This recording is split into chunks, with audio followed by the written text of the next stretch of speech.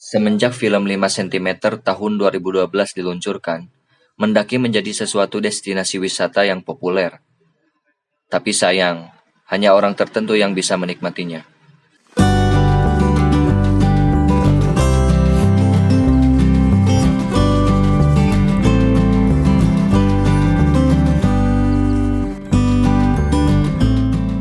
Seakan tidak puas dengan pendakian di Gunung Slamet bulan Desember yang lalu, kali ini gue mencoba kembali mendaki ke Gunung Guntur yang berada di Jawa Barat. Tentu gue gak sendiri. Imam, salah satu teman gue yang juga ikut ke Gunung Slamet pada waktu itu. Kembali gue ajak ke Gunung Guntur dan dia setuju. Gue juga mengajak teman sekelas gue yang bernama Bayu. Dan ini adalah pendakian pertamanya. Di tengah perjalanan, kita berhenti sejenak sambil membeli beberapa persediaan untuk bekal nanti di gunung. Jujur saja, rencana ke Gunung Guntur ini cukup mendadak, sehingga kita kurang persiapan dan beberapa persediaan belum disiapkan.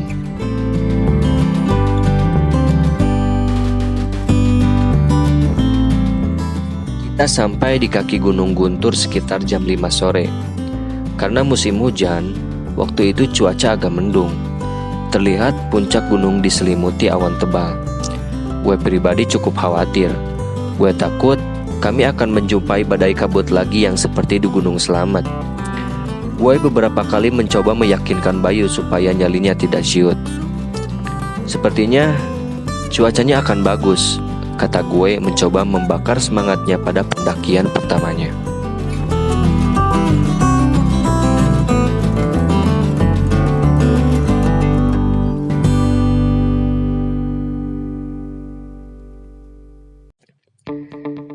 Sesampainya di base camp, kami langsung mengecek persediaan dan peralatan kami masing-masing. Tak lama berdiam diri, kami langsung mendaftar dan memulai pendakian jam setengah 6 sore. Tak lupa, kami memanjatkan doa kepada Tuhan, supaya pendakian ini berjalan lancar dan kita selamat sampai kembali ke rumah masing-masing. Bayu, walaupun ini pendakian pertamanya, tapi dia tak terlihat tegang. Bahkan dia bersemangat sampai-sampai dia berjalan paling depan. Wajar saja, dia sangat aktif di dunia persilatan. Kalau soal mental dan fisik, jangan tanya lagi. Oke, sekarang kita baru berangkat dari pos pendaftaran. Kita berangkat itu pukul 6 sore. Setengah 6 sore. Oke.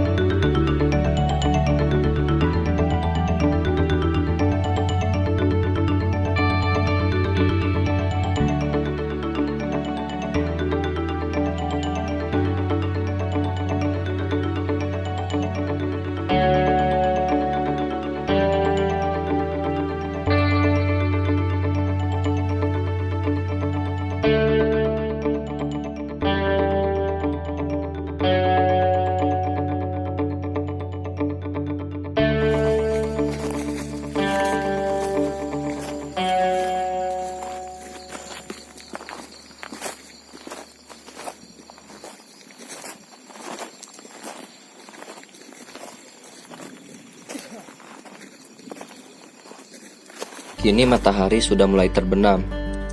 Mega merah dan lampu-lampu kota sekarang menggantikan keindahan sunset.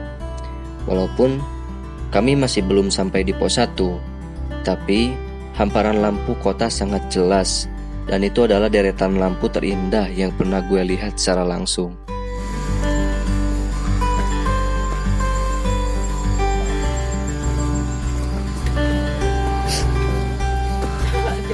Tidak lama dari itu, kita sampai di pos 1. Gelak tawa dan riangnya pendaki lain membuat suasana lebih hangat. Namun sayang, Waktu itu gerimis yang cukup kerat turun, disertai kilatan petir yang saling menyambar.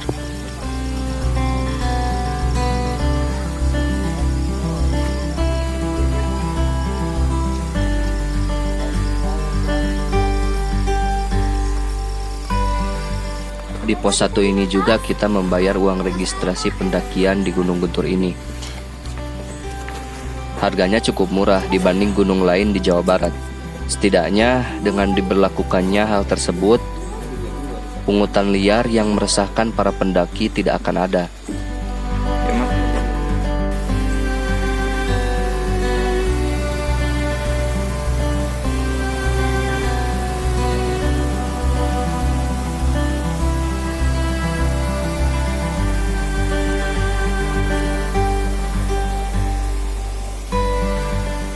Kini trek berganti menjadi bebatuan. Bayu yang baru pertama kali naik ke gunung merasa agak kesusahan. Dia sampai mengeluh. Ternyata mendaki itu seperti ini, katanya. Mungkin ini semua di luar ekspektasinya.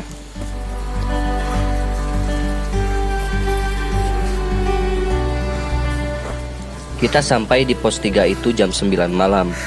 Gue pribadi sangat takjub dengan fasilitas di pos ini. Disinilah tempat terakhir para pendaki yang diperbolehkan untuk mendirikan tenda.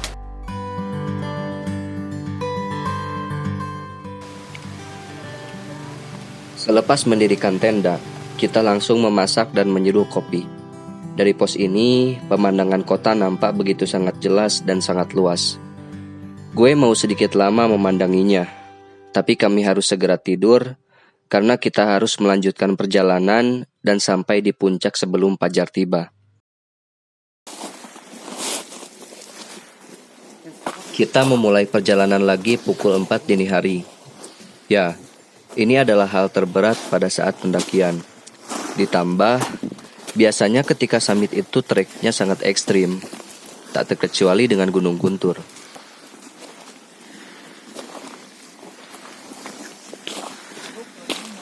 Banyak yang bilang Gunung Guntur adalah miniatur Gunung Semeru. Benar saja, dari pos 3 sampai puncak, kemiringannya hampir sama, sangat curam.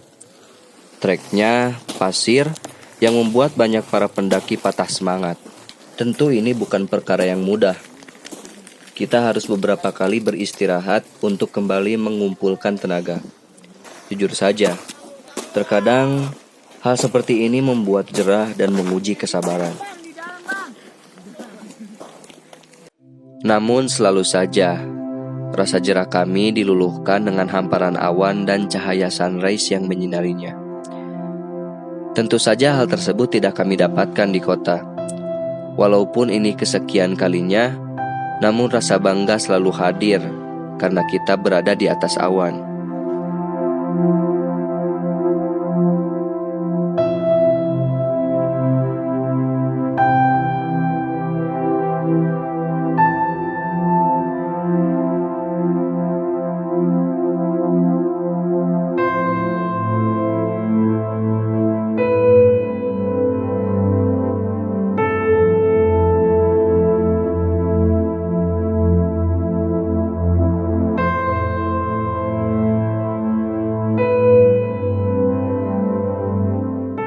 Imam tidak bisa menyembunyikan rasa kagumnya pada salah satu keindahan ciptaan Tuhan. Inilah yang berat dalam hidup, eksistensi. Ya, pendaki juga tidak lepas dari itu. Bahkan orang yang tidak ikut mendaki seakan tidak mau ketinggalan. Mereka menitipkan nama mereka untuk dipoto di atas awan. Ya, itu memang sudah menjadi suatu tradisi.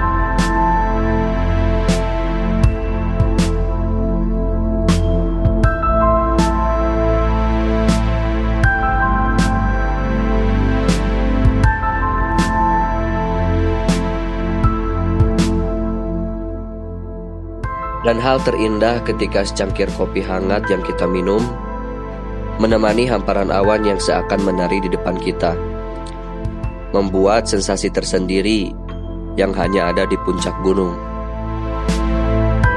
Jika berbicara soal pemula, benar kata Pirsa Besari, jawabannya sangat sulit. Manusia dianugerahi dengan talenta yang beragam. Ada yang lebih secara fisik atau mental, ataupun keduanya. Tidak mustahil pemula langsung mendaki ke Gunung Semeru jika dia mampu.